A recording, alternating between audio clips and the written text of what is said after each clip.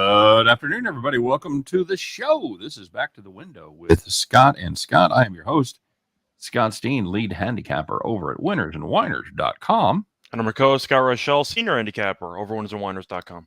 And together we do this every single weekday, 3 p.m. Eastern, 2 p.m. Central. Scott and I do our very best to help you guys in that perilous journey as we all attempt to head back to the window and cash those winning tickets. Scott, speaking of winning tickets, how'd your weekend go? Overall, went pretty well. Ended up having a brutal beat to end my play of the day streak. I believe I won either 5 in a row or 6 in a row or something.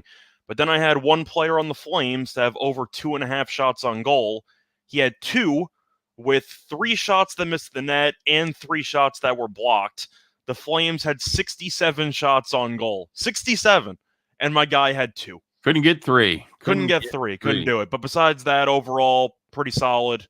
I'm assuming you know my story that I posted on Twitter about me having to cross the Verrazano Bridge to play some free bets. Yes, we talked about that on the Chris's show, where we discovered what your price is to leave your home and cross a bridge. It is at least $650. But do you know what I took with the $650? I don't know. I took Mavericks money line in Game 7.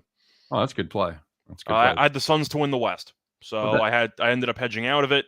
And because of that, I ended up making about $1,300.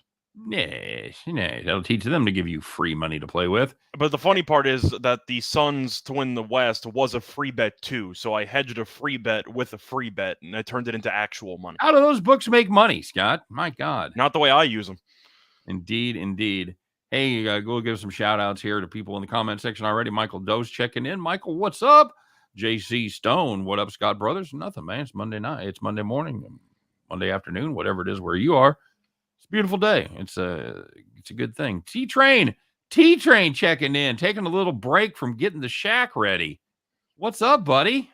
Setting up the watching the show while setting up the fryolators. Get those lobster rolls ready. Oh yeah.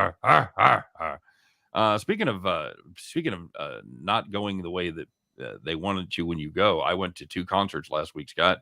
You know how much I spent with me and my wife total on beverages while we were there? On beverages. Yep. Okay. Yep. Including tip. Okay. I'm going to go with $75. $12. Okay. $12. We went to the concert on Wednesday night. We got a couple of bottles of water, and my daughter took us to both. We were going to drink. My daughter took us and dropped us off because that's, payback for all the trips that we've taken with them.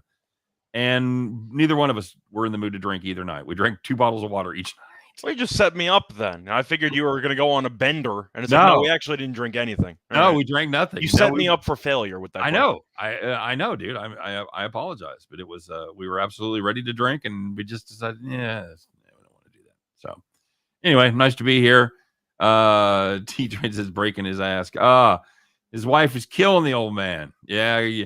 I can't even imagine how long your list of honeydews is when you got a business to fucking open up. That's impenetrable. I'm glad Tony spent a little time with us today. So Michael Dose was talking about Christopher Bell did well. He ran 4th, right? I believe so. I know that he was a leading for, I don't know, like 3 laps, I think, or something.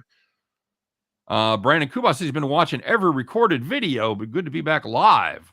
What's up? No, nothing, man. That's you're doing the Lord's work there, buddy, checking out all of our old videos. So we haven't moved anywhere, so No, we're here, and we had a pretty good. I had a pretty good NASCAR day. Got to admit, I had my. You had the other Busch. I had the other Busch. I had Kurt Busch at 40-1, so that was a nice hit. It's the one I've been waiting for to put me in positive money for the season, and the points lead. And I'm just coming for you because you've had 2 winners so far. You've had a mid and a long, so I got to come for you on that mid and get you on the money. But all is right with the world. My path is clear now. So yeah, it's good to be here. Of course, don't forget while you guys are here, smash that like button, hit that thumb. We appreciate the feedback as always, and check out all the great offerings that we have here on our YouTube channels. Of course, you already know about the Winners and Whiners YouTube channel. If you're not subscribed there, please get subscribed. And if you're not subscribed to the Winners and Whiners or to the Max Wagers Network YouTube channel, please do that. Take a moment to just click on that and hit the subscribe button. We appreciate the effort. A lot of great shows on the Max Wagers Network. It's noon. It's Sean Higgs doing Midday Money. 1 o'clock is Allie Burns with Morning Wood. Me and Chris at 2. Me and Scott at 3. Sean Miller talking about soccer from around the globe or across the earth if you're a flat earther. We don't discriminate here. He does that at 4 o'clock and then 5 o'clock. Of course, Detroit Lenny, Nick and Tim are all bringing it all home with Game Time Decision. Scott, I know we're still doing our thing over there at Caesars. It's probably going to go away at some point, but for now, we're still rocking it. And what is that? And why should people take advantage of it? Well, if you enjoy getting an insurance policy on your first bet with a brand new book, if you have not signed up with Caesars yet, you should. Because if you place a first-time wager up to $1,100, you get it back in the form of a free bet if it loses. So that way, if something you think is a sure bet ends up losing, you get another shot to get your money back. It's a beautiful or to even thing. make money. Yeah, it's a beautiful thing. And for those of you that poo-poo the free bets and the bonus plays, look no further than the gentleman here on my right as you face your radio dial who cashed a very nice free bet ticket this weekend on the Dallas Mavericks. So, yeah. Of course, I would have still made more if the Suns won the West, but I would have ended up hedging that anyway, so I'll take the actual money instead of the free bet. Now, I'm going to go out on a limb and say you're not exactly the guy that has your finger on the pulse of New York City, but I'll ask the question anyway. Is the city abuzz with the Rangers' victory? Asked Michael Dost. Well, I don't live in the city, so that's also one thing to keep in mind, but people are excited. Anytime you come back from 3-1 down, there is a little bit of buzz going on. At the same point, it was also an overtime Game 7, which was, of course, the peak of, I'd say, sports pressure. Can we put it that way? I don't know how it gets more intense than that. Yep. So, nice win by the Rangers. They got it done. Pittsburgh blew a 3-1 lead, but I don't know if you can really feel like they choked it when their best player basically missed a game and a half. Right. But he came back for Game 7. I thought using Jari for Game 7 was really weird. He hadn't played in a month, and you throw him in for a Game 7. He wasn't awful. I didn't think he was good, but good win for the Rangers. City's excited. I still think they're going to lose to Carolina, but they're playing with house money right now. Yep, and I know your roommate probably was super excited, huh? To be honest, he actually ejected from the bet before the game, and I didn't even know about it. Pulled the ripcord, huh? I congratulated him on making $1,000, and he told me, I hedged, I made 40. I said, $40, not that bad. You know, that's a lot of scratch offs. But no, he apparently hit the eject button. Okay, here's the best comment of the day so far. T-Train's wife had something to say. She said, this is Kim. He's full of shit. I'm getting the work out of him before he plays the senior abuse card. Mm-hmm. Oh, there's always two sides to every story. That's excellent. Kim, thanks for checking in and letting us know what was really going on, setting us straight. That fucking T-Train, Jesus Christ. By the way, we'll let him plug it here later. If you're in the Connecticut area, get up there and see T-Train. You please do that for me this year, Scott. Yeah, please go up and lead a lobster roll for me. Once T-Train lets me know when it's open, I'll stop by. I think he said Memorial Day. I think he said cool. It's coming. So. Yeah, very good. Lex Steele checking in the house. Great Scott, jumping. I can't do. I can't do. The Doc Brown. Jim. What the hell is his name? Christopher Lloyd. Christopher Lloyd. Why couldn't I think of that, man? I had Marty. Yeah. I know. I can't do it. But thanks, Lex. We appreciate it. Hey, man, there was a lot that went on over the weekend. Let's find out what it is, shall we? Let's check it out. Find out who are the winners, who are the whiners, the good news, the bad news. You know who you are, who had a nice, easy time of it, and who thought they had a winner, only to have defeat snatched away from the jaws of victory at the very last moment. Oh, it's Monday, kids. We got to talk about it. It's Call the Cops.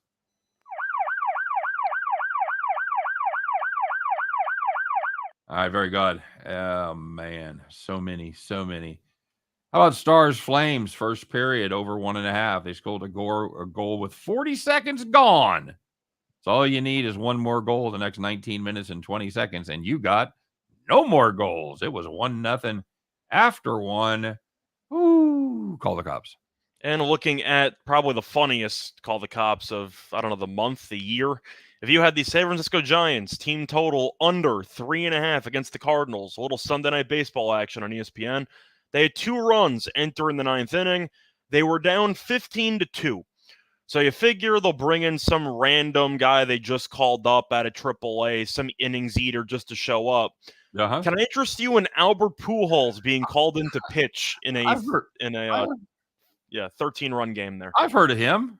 He's Yeah. pretty good. He's never pitched before, though, not in known the as a pitcher. majors. Well, I guess you cross it off his bucket. We all have different bucket lists, Scott. I guess so. But either way, the Cardinals brought Pujols in, and the Giants scored 4 runs against him.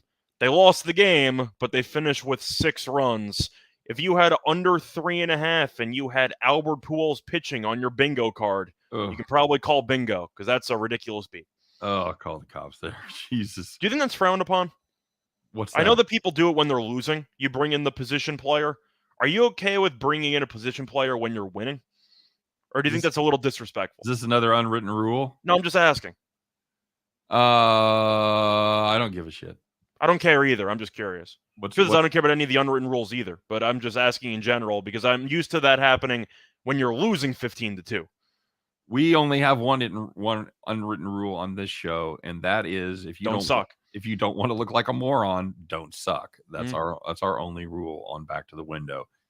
Finishing it up, staying in the world of baseball. If you had the Phillies on the money line going against the Dodgers, they led by 1 run, 2 outs in the 9th. Can somebody get me a goddamn closer? Nope. How about Lux? 2-run walk-off double. Phillies lose 5-4. The only game they lost in that series, I believe, by the way. Yeah, a couple games earlier were close. I know you had an extra innings game or 2 there. But Phillies went for the sweep, and the bullpen blew up. So that happens. Outstanding. Outstanding indeed. Well, there was some good news out there. And, man, you probably know who you were here. And you're going to wonder where one of them is. And, of course, we're saving it. It deserves its own segment. Let's find out who had a nice, easy time of it, who was kicked back on their Sunday. I'm sure this is what T-Train was doing, just sitting there. He was just relaxing in the rocking chair. Allegedly working. Allegedly working, as he is. Hadn't dreamed about working in the rocking chair.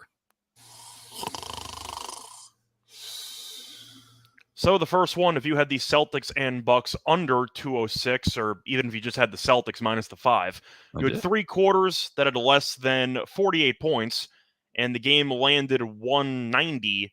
The Celtics won that game by north of 20. So really either one, never in doubt. Nope, really wasn't. And if you had the Mariners Mets over 7.5, 9 runs, first 4 innings. Your wife comes in and says, "Why are you still watching the game? I thought you had the over." You're like, yeah, I'm still watching the game. But they play outdoors. You got to sweat out the rain delay. Yeah, get your shit together. It's time to go put the Fryolator in. So, 9 runs, first 4 innings. That game landed 15. Never in doubt there if you had the over. And the last one, if you had the Nationals, team total under 3.5 against Verlander. Yeah, Verlander was pitching, so the Nationals never really had a shot. They had 4 hits in the entire game. I believe they only had 5 plate appearances with runners in scoring position in the entire game, and they finished with 0 runs. There you go, right there. All right. Well, Scott, we have to talk about it. There's 2 kind of stories that could have gone here, but we're going to go with this one. It was something that doesn't happen very often. In fact, I don't believe it's happened since 2006. I don't know. It's been a while. It's been a while. Let's find out who it is. I can't even imagine who it would be, Scott. Who qualified for the weekend version of Donkey of the Day?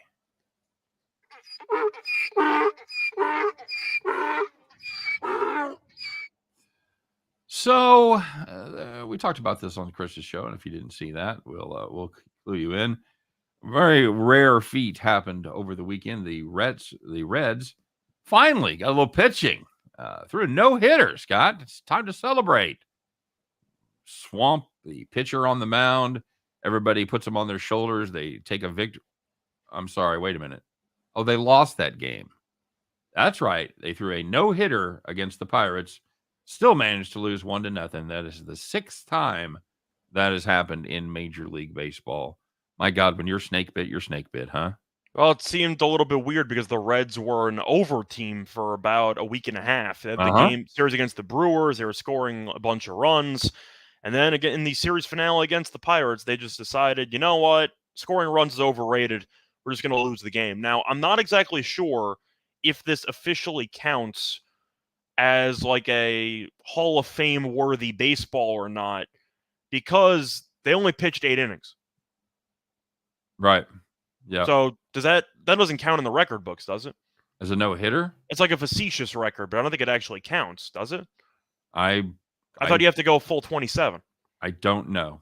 I honestly don't know because it doesn't come up very often. That's a great question. If it counts as a no-hitter, if you've retired everyone you could have faced and not given up a hit, is it still a no-hitter?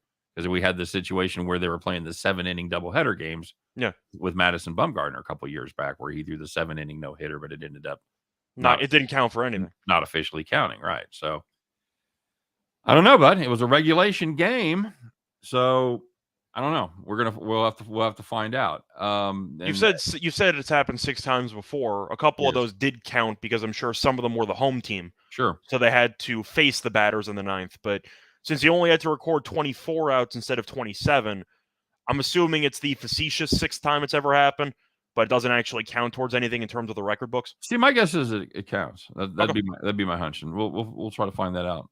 And because I'm sure it's not like it really matters. They lost the game anyway. I'm sure it's on Twitter somewhere. So yeah, 3 walks. Starter walked. First 2 guys brought in a reliever. Walked the next guy. Fielder's choice. Ball game. Yeah, there it was. Okay. Well, I think we all know where this is headed, but we've still. Well, it's an elephant in the room, and it's time for us to talk about it, right? Yep, exactly right. So let's find out who it is. If you don't know, maybe you'll be surprised, but for the rest of you, you're like, yeah, okay, I can definitely see that. Let's find out who it was, Scott. You're not mad. Holy shit. Does it get more disappointing? So you mentioned you had a futures ticket on the Phoenix Suns, and you decided to hedge that a little bit. That ended up being a good move. Why, Scott? Well, because the Phoenix Suns, we know that the home team was dominant in the first 6 games of the series, and people thought that the Suns would once again roll in Game 7. In their defense, the game was a blowout, but the Suns got absolutely killed. And if you want to look at the actual score, the Mavericks won the game 123-90. The Suns were 6.5-point favorites, and the Suns scored 27 points in the entire first half, the same amount of points as Luka Doncic in the entire first half. I don't know where. There's a lot of layers to unpack here. Well, let me unpack one that pissed me off. They scored 27 points in the first half. The game still went over the fucking total. Yes, it did. How about that? Because I played all 3 games. I played all 4 games yesterday. The 2 NBA games, the 2 hockey games. I played them all under the total. I like the unders as well. The Rangers one I would have stayed away once Crosby was ruled active, but of course you did that earlier, so that makes sense. Okay, correct. So yeah, that was not ideal. As it was stunning. What, they put up 72 in the fourth quarter, some ridiculous shit. Truth is, I actually watched none of that game because the Suns game was going on in the middle of the Rangers overtime, or at least the Rangers' third period onward, and I'm not going to change off a 1-goal game in a Game 7 in hockey. Like, that's just not happening. They put up 71 in the fourth quarter. 71 in the fourth quarter. Congratulations, you fucking But either way, all I know is that I know the Suns game was on. I knew nothing about the game because I was watching the Rangers thing. Rangers won. I checked Twitter, and I saw a bunch of messages saying, what the hell's going on with Phoenix? So I figured they're probably down 15. I checked back. They're down 40. And I really had no idea what was going on. Nothing could have prepared me for that. They lose by 33 in a game that you could legitimately say wasn't that close. It was not. So now, James saying that he told me that Phoenix was not the team, I agree because I straight up hedged the Mavericks. So I was aware Phoenix was definitely bleeding or just leaking oil at that point. And it seemed like once Game 4 started, the gas was on E. Would you agree with that? Yeah, absolutely. But there's a lot to unpack there. Do you have any specific thoughts about the Suns' massive collapse? People are talking about how it's the worst loss or one of the worst losses in NBA history. I think it's got to be up there. It's an all-time no-show. I sent that to you guys in the text chain, and I was a little more specific. I thought it might be one of the worst Game 7 performances in NBA history. Game 7, it has to be. You're at home, you lose by 33. I mean, Yeah, that's exactly. an all-timer. Exactly. You know, you're losing to the line by 39.5 points. I don't know when you're going to see that. And you don't even have an injury alibi. Like, No. your team was healthy. No. Ty says you had to bet on the best player in the series, and that's Luka. And well, that turned out to be a good strategy because they were able to hold serve at home, and Luka stepped up big time in the 7th game. That was absolutely true. Yeah, I told it that the Phoenix. Yeah. Well, I do want to ask you, who do you think is the most responsible for the Suns' implosion? Because the popular answer is Chris Paul. Because this is the 5th time in his career he has blown a 2-0 lead in a series. No other player ever has more than 3. He has 5. So if we're going with the Doc Rivers 3-1 choke job type of... Yeah, exactly. But the point is, there's a lot of people to blame here. Chris Paul had the quad injury that leaked after. Truth is, you knew that an injury was going to leak. You're assuming he was injured anyway because he did absolutely nothing for the final 3 games of the series. Right. Truth is, he really did nothing besides game 1. You could just assume that he was injured just by watching him play. For the final 5, he went like 12, 5, 7, 9. Yeah. Yeah, Booker was talking crap to Doncic in the middle of game 5. And then after that, he was awful. And he got Luka going, which is just stupid. Ty brings that up, that CP3 and Booker had 3 points at halftime. Yeah. Yeah, what the fuck, you know? It was an all-time no-show by them, too. Ayton also looked terrible. He only played 17 minutes. Monty Williams basically said directly in the press conference, we benched him. And now he's in line for a massive contract. I don't think Phoenix is going to pay it. I'll tell you that much. I don't know who would pay it. Somebody would, but I wouldn't. But it really goes down to the best 3 players for Phoenix all just did not show up when it mattered. And you can argue that coaching did not get the players motivated or not get them ready for the game. I don't buy that. I'm not blaming Monty Williams for Chris Paul, injured or not, playing terribly, and for Booker forgetting how to shoot. I can't blame that on the coach. At some point, your players have to make plays. And you could tell in the middle of game 4, for me, it was a Sunday game. Chris Paul fouled out with 9 minutes to go. I looked at the series. I had the Suns minus 1.5, which I gave out a couple weeks ago. They still won game 5 at home, but I could tell that this Phoenix team was really struggling to score. And the half-court offense, which I thought was amazing going into the series, was awful throughout the entire series on the road and in Game 7 especially. I think my main takeaway for the actual series was that the Suns did a lot of trash talking, and they really couldn't back it up. And Doncic is one of the last guys in the league you want to trash talk. Yep, agreed. Bronco Devil says, my name is Luka. He lives on the top floor. Mm-hmm. Nice. Well, Luka is projected to be, a top 10 player in the history of the sport if he continues this trajectory. Oh, sure. If he keeps this trajectory, he'll finish top 5. Stays healthy, absolutely. But I do want to ask you one thing about this, a segue, because a lot of people, whether it's on Twitter, whether it was Pat Beverly on First Take and Get Out today, he did a bunch of ESPN shows, whatever. Everyone's roasting Chris Paul, and it makes sense because he was awful in the series. However, there's a lot of people claiming that Chris Paul now is overrated and how he's a fraud and how there's a bunch of random stuff going on. How many legacy games does a guy need to have before you just realize he's still a very good player? Like, I understand Chris Paul was awful in the final couple games of the series, but he also led the team to the finals last year, and he's had a bunch of great moments with teams before. Isn't it a little bit harsh to dismiss his entire career based on a series of games in a week? It's the way of the world, man. I know it is. I just think it's ridiculous. And Pat Bev's talking about how Chris Paul is a fraud and how he's not scared of Chris Paul. Didn't Chris Paul drop 41 on your head in Game 6 of the Western Conference Finals last year? Yes, he did. And then Beverly shoved him in the back and got ejected for taking a cheap shot. I understand that you can roast a guy while he's down. The Timberwolves team, you had Pat Bev and Anthony Edwards taking shots at the Suns. What did you do? You blew a bunch of 20-point leads in the first round. Why are you talking crap? Let me ask you this, and I'm going to segue into Bill McDonald's point. He says Booker and Paul talk more trash. Yeah, that's what I was saying. They talk a lot of crap. You know? So do you think that's kind of like one of the Newton's law there, that the equal and opposite reaction, like it'll just come back stronger at you? You talk that shit, and when you're on top, but when you're down, man, people remember that, and they just kind of go extra hard at you. Yeah, well, that's the thing that the Michael Jordan quote had that Ja tweeted out after they lost Game 1 to Minnesota. Anybody can talk trash when they're up. It takes a true man to trash talk when they're down, and the Suns were front runners. The truth is, most teams in the league nowadays are front runners. You can argue that Golden State's also a front runner because when they're winning, they do a bunch of dancing, they do a bunch of three-point celebrations, and when they're losing, they don't do anything. A lot of teams in the league are front runners. The Suns definitely went above and beyond because unlike Golden State, the Suns don't have any championships. So it's definitely a lot weaker when you're talking that much trash when you have not really won any hardware to back it up. The Warriors have, but in the league, wouldn't you agree that there's just a lot of runnering going on? Sure. Because it seems like teams will always trash talk when they really shouldn't until the series is actually over?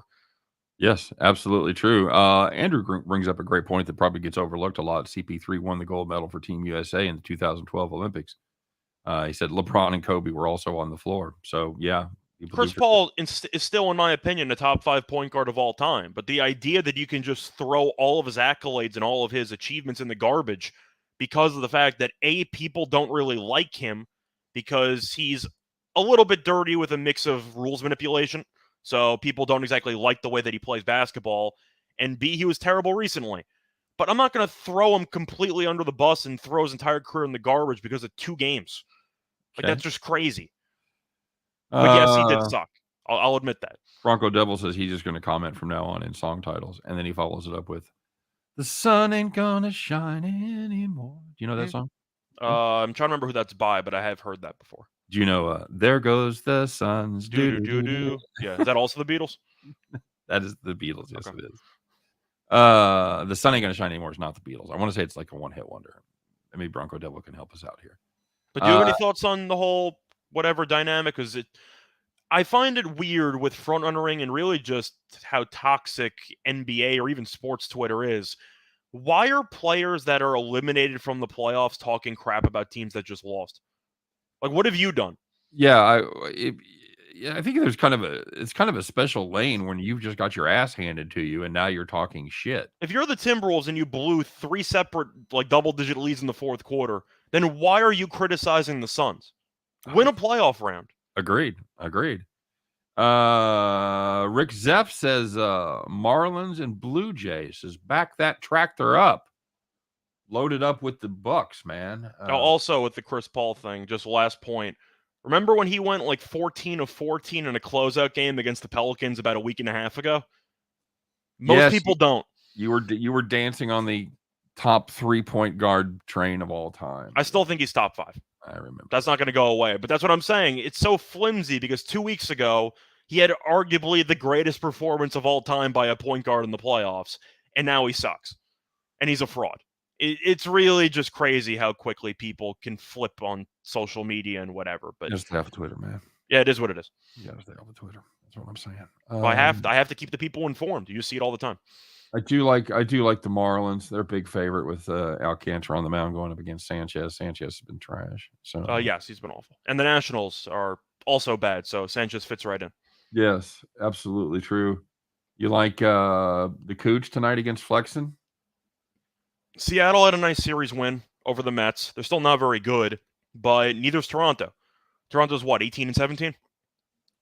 We thought they is 18 and 17. That's we correct. thought they would win the division going in. Yep. I thought they had an even bigger advantage because of the COVID rules in Canada. I figured that some players might not be able to make the trip over.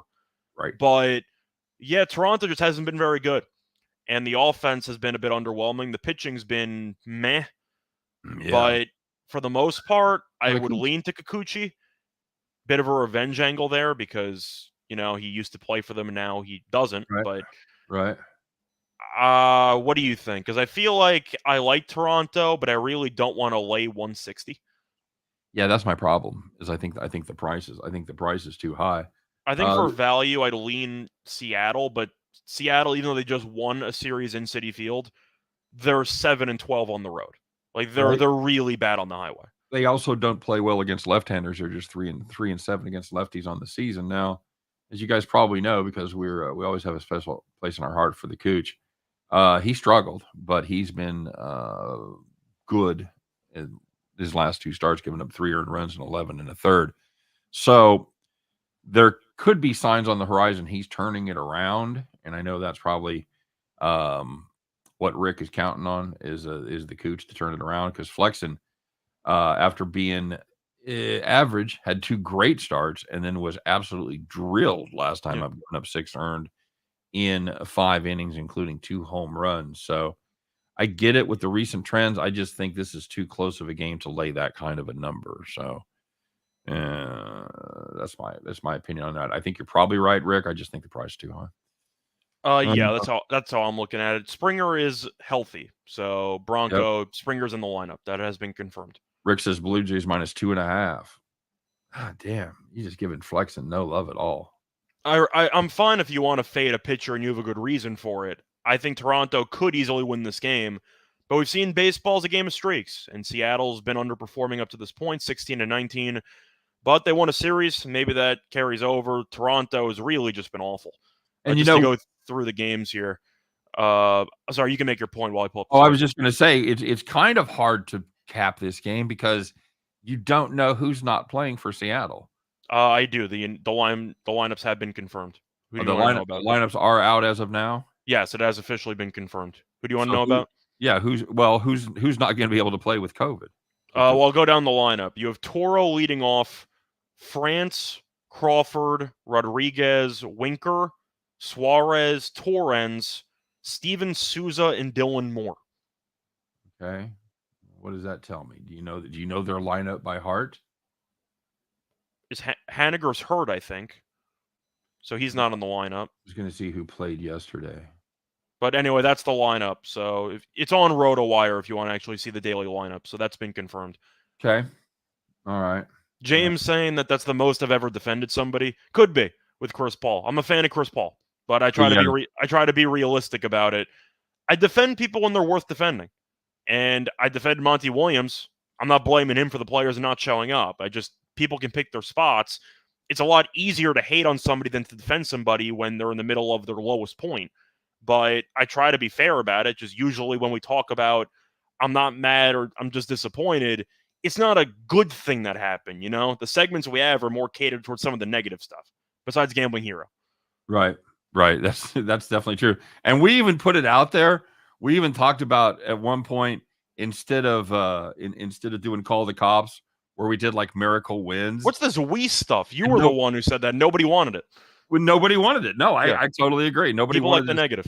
Yeah, people like the negative. So we give. I defend a lot more people on podcasts, but in this format, we have to focus on what just happened, and usually that revolves around some negative stuff. Fair enough. All right. Somebody asking about the Houston game tonight. Houston and Boston. We're gonna save our opinions on that for later. There you go. Have you guys talked about the Bucks versus Celtics already? No, a little bit. We talked about it on our segment. I don't really have any takeaways for it because the only question that you could have in the series is based on a hypothetical.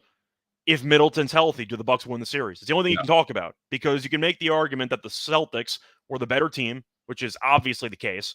I had the Celtics winning the series. I said that when the series started. And my main reason, no Middleton. You can't pay a guy $40 million or $35 million and he's not going to play and expect to win the series against an elite team. I think the Celtics are the better team with the current lineups. But if Middleton was playing, Bucks in 6. So do I have any takeaways? No. The Celtics are a great defensive team, which I said because I watched my team get their ass kicked by them in the first round. But the Bucks were shorthanded. The Celtics beat up on a shorthanded team through 7 games. Do you have any takeaways? Because that's really all I have. No, I was. My takeaway is kind of an offshoot of yours. Is that I think Middleton was way more important to that team than the average fan gave him credit for. Middleton's stock right now is at like an all-time high. Mm-hmm. But Andrew's talking about Grant Williams, how he was great. Definitely true. He had a bunch of points. I believe he had 27, hit a bunch of threes. But at the end of the day, the Celtics hit 22 3-pointers, and the Bucks went 4 for 33. Yep. It's impossible to win a game when you get outscored by 18 at the 3-point line. Can't do it. 18 threes, by the way. So that's 50. That's 54 points. Let's talk. Ooh, look at you doing the math. Quick maths. I'm just saying. The series price: Celtics minus 177, Heat plus 157. Where's the value there? I would wait until after game 1 and bet the Celtics, because based on the scheduling spot, same thing with the Golden State series. Yep. It's a huge scheduling advantage for both the Warriors and the Heat, because you're at home. You've been off since basically Friday. Heat have been off, I believe, even sooner than Friday. Right. And the other teams had to play on the road. Well, Celtics played at home, but you have to play in game 7, and now you basically have a 1 to 2 day turnaround. It's a rough spot. I think the Heat and the Warriors should win game 1. I think the Celtics are going to win the series. So my play would be to wait till game 1. It's a gamble, but I do think the Heat should win game 1 and then come back with the Celtics. I've been ride or die with the Heat the whole way. I've told everybody all along they're the best team in the East. Do you like them in 7, in 6? Do you want a minus 1.5? What are you looking for? I don't generally play series that way. I would play them. If I had to gun to my head, I'd have to play them in 7. Yeah, I think it's gonna be a bloodbath as you got 2 great defensive teams going at it. I like the under in every game. It's gonna be the same exact thing as the Buck series. Under or pass. Jim saying you showing mad math skills like Rain Man. Thank you. How many toothpicks? Can you do that? No. That's impossible. Thanks, Andrew. I appreciate it, man. Ninja says Celtics money line game 1. I really hate the spot. I think I like Boston as a team. I think they're the better team. No offense to Miami, but it's a really bad spot to play a game 7 while the other team's been taking notes for about 4 days, and you travel to Miami your first game with really no time off in between. It's a pretty bad scheduling spot. Welcome to Miami. You? Oh, I can't argue with that. It's a horrible scheduling spot. Again, I can argue with you on a lot of things. Like, oh no, I think it's to their advantage to be tired when the other team is much more well rested, especially since they have to go on the road. I think it's a great spot. Plus, they're looking at once again preparation. The Heat have been watching every game of the series, trying to game plan. Sure. And the Celtics were so busy prepping for Milwaukee, they have like 1 day to prepare for Miami. It's really just a bad spot. Absolutely true. Of course, they've got they played them in regular season. Of course, but playoff basketball is different. Absolutely. Mavericks Warriors. Catching plus 180 on the Mavs, buddy. I like the Mavericks as an overall just Luka dominant team. Yeah. I do. I feel like every series I'm picking, I hate the Mavericks. I liked them in the first series against Utah, even though Doncic was going to miss a couple games because I hated Utah. I had the Suns minus 1.5 because the Suns were the best team in the league in the regular season, and I just figured that Ayton would do enough to make Dallas pay. That did not happen over the course of 7 games. I'm going with Golden State. And it's nothing against Dallas. I know Luka's the best player on the floor, but I'm trying to imagine how Luka's going to really conserve energy when he's constantly chasing around these 3-point guys on the perimeter, and instead of having Gobert or Ayton guard him on the perimeter, you have Draymond Green. The thing that Golden State can do that the Suns and the Jazz could not was successfully go small to match Dallas's lineup. And I think we would agree that Golden State's small lineup is better than Dallas's. So I'm picking Golden State to win the series. Okay. You? I don't mind the price, but I like both. I got both dogs here. I think one of those dogs comes out and I make a profit. And I wouldn't be stunned to see them both come out. It's another bad spot for Dallas in game 1. So I think you can make an argument if you do like the dogs in the series, you might want to wait till after game 1 for Dallas, and suddenly your plus 180 turns to plus 250. Yeah, I get that. And that's certainly a gamble you could take. But if you're asking me what I think is going to happen in the Golden State-Dallas series, I think Golden State is simply put going to wear down Luka stamina-wise by forcing him to chase people around the 3-point line for the entire series. Fair enough. Rick Zepp said, I wonder if they ever deflated basketballs. I think the Suns were playing with those last night. But they were the home team, so they accidentally switched it for the wrong side, So let's talk about this game, and this is one that I'm kind of on this. Miles Mikolas going against Williams with the Mets and Cards. Mets are minus 115. Does that seem... I thought the game got postponed. Has that been officially postponed? I didn't see it. I thought it did. Oh. I believe I've been a little busy. I don't know if it's officially postponed, but it looks like there's going to be some really bad weather. So is it raining? it's officially canceled. Damn it! Is it raining up there in New York? Yes, it is raining. Okay. All right. Well, very good. Well, never mind then, because I thought it was a bit of a banana in the tailpipe. But it was, but there you go. Okay. Well, forget about that. Quit asking about games that aren't going to be played, Bronco Devil. Jesus, knock it off. Oh man. Cueto's making his season debut for the White Sox. Yeah, Chris and I talked about that on the last show. They announced it about, I guess, somewhere around 12:30 Eastern time, 1:30 Eastern, that Cueto was going to get the start. He's quite familiar in the arena. He'll get a nice hand at Royal Stadium. We were looking at his stats. He was 3-7 for the Royals when he came over in a trade. Good in the playoffs. Great in the playoffs. Well, he had a couple of average games and a couple of great games in the playoffs, and those are the ones he'll be remembered. He didn't kill you, and that's all that matters. Nope, didn't kill us at all. King Misha's bets, Brewers, Blue Jays, and the Cardinals. Well, as we just talked about, you can scratch the Cardinals. Blue Jays and Brewers. We already talked about the Blue Jays. Yeah. Brewers, kind of torn because 145 is a little bit hefty, but Atlanta's not very good on the road, and Acuna's still banged up. So Atlanta should be a bit shorthanded. I guess I'm okay with it. We've talked about Jethro and how he's been pretty good, but the walks are concerning. So he does let up some base runners from time to time. You have any thoughts here? Because with Acuna potentially being out of the lineup, I can understand why Milwaukee's laying this price. Yeah. I don't know if it's one of my favorite plays on the card, but I can understand it. I'll tell you what, Freddie Peralta makes a career out of disappointing me. It's a guy that I just cannot get a beat on. If I fade him, he wins. If I back him, he loses. So for what that's worth, I think you're getting a pretty good price on this Atlanta team, but they haven't been able to pitch at all. They've given up 35 runs in their last 5 games. That's just not ideal. So it's hard to get behind them. Yeah. Minus 135. The price is a little steep, but yeah, I can't back this Atlanta bullpen right now. I mean, if you're asking me, I would rather lay that on the Angels, for example. If I had to pick laying 140, 145, something like that, I'd rather lay it on the Angels just because I don't think Gray's very good. You're looking at Syndergaard's numbers. He's been great, and the Angels overall have been very good.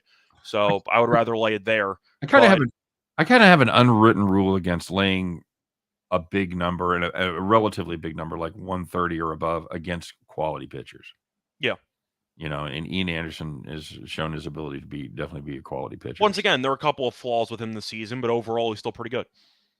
But I didn't really like anything on the card today, to be honest. I mean, if you looked at my play of the day, I did a prop.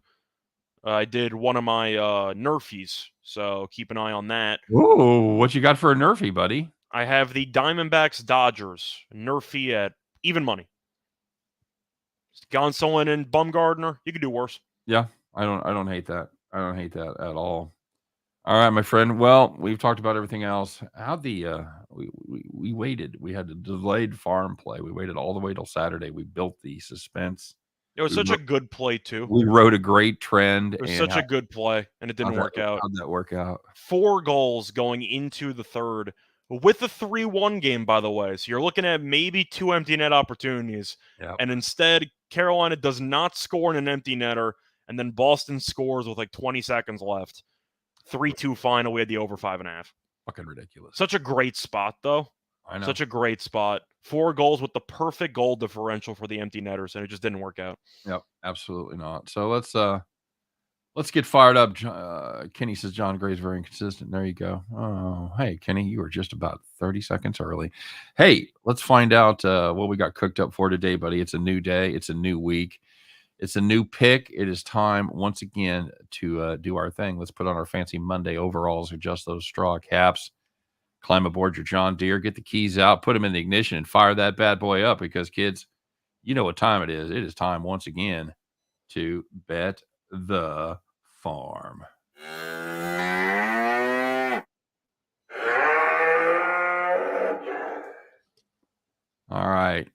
I got bad news, Scott. I dog-knacked my hat down on the floor. I couldn't get to it. It's all good. Picture me like that, only with the hat. So you hat tipped everybody. Good afternoon. All right, very good, ma'am. It's been kind of your thing, ma'am. All right. Well, I know a couple people have talked about this game, and yeah, we definitely wanted to talk about it. We like it quite a bit. It is going to be the Houston Astros on the money line going up against the Boston Red Sox. You can get that at even money plus 100 at our good friends over there at Caesars. Hey, speaking of Caesars, don't forget to take advantage of the deal that Scott told you about earlier. $1,100 free bet. Check it out in the description. Anyway, the Astros have been playing very good baseball. They have won 12 of their last 13. Meanwhile, the Red Sox, they have not been playing good baseball as they have lost 7 of their last 10. Astros playing very good on the highway. They have won 14 of their first 22, 14-8 to you and me, while the Red Sox inexplicably can't hit and can't win at Fenway Park as they've gone just 4-9 in their first 13, and they are hitting terribly in that park. Odorizzi has been good, giving up just 1 earned run over his last 3 games. We'll see how that goes. We like the Astros at a nice price. That's in the bargain bin today, kids, and we're snapping it up. It is bargain bin Monday, and we're catching the Astros at plus 100. We'll play that all day, as far as the farm goes. Scott? Yeah, plus Whitlock we know is good overall. He was awful against Atlanta in his last outing, but most importantly, even when he is good, he does not go much distance. And Boston has the 7th worst bullpen ERA in the league. So even if Whitlock does throw a gem for 4 or 5 innings, have fun with this bullpen. Because the Astros offensively, they can mash. They keep coming at you. Absolutely. Remember, there's a lot of right-handed power on that Astros team. Hello, Green Monster. You've been a long-lost friend. So, yeah, we like the Astros to take care of business there, and that's going to do it for the farm. That's going to do it for the show here on this beautiful Monday. We do thank everybody for stopping by to join us. We appreciate it. As always, don't forget to smash the likes and subscribe buttons and blah, blah, blah. You know the drill. You always take good care of us. We appreciate the effort. But until tomorrow, you guys have a great day. Good luck on all your plays. Hope you enjoy baseball. We'll be back with 3 sports tomorrow, Scott. So that'll be fun as we get rolling in the semifinals in hockey and the finals in the NBA. But until then, we wish you nothing but the best. You guys have a great day. Thanks for joining us. Don't forget to come back and see us tomorrow, same time, 3 p.m. Eastern, 2 p.m. Central. Scott and I will do our very best